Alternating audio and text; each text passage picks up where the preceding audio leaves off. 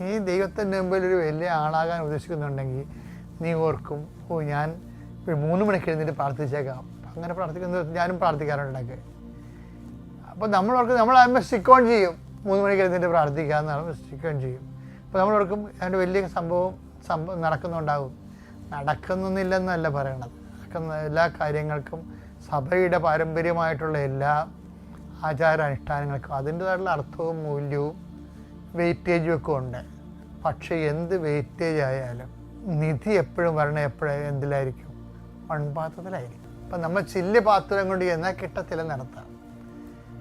സ്വർണ്ണപാത്രം കൊണ്ട് ചെന്നാലും വിളമ്പി കിട്ടത്തില്ല. ഇത് കണ്ടെയ്ൻ ചെയ്യണമെങ്കിൽ മൺപാത്രം തന്നെയായിരിക്കണം. അപ്പം ഈ നിധി മൺപാത്രത്തിലാണ് ലഭിക്കുക. സ്റ്റാറ്റസ് ലോ ചെയ്തിട്ട് പലതരം പാത്രങ്ങളുണ്ട്. പക്ഷെ കൃപ കണ്ടെയ്ൻ ചെയ്യണ മൺപാത്രത്തിലായിരിക്കും.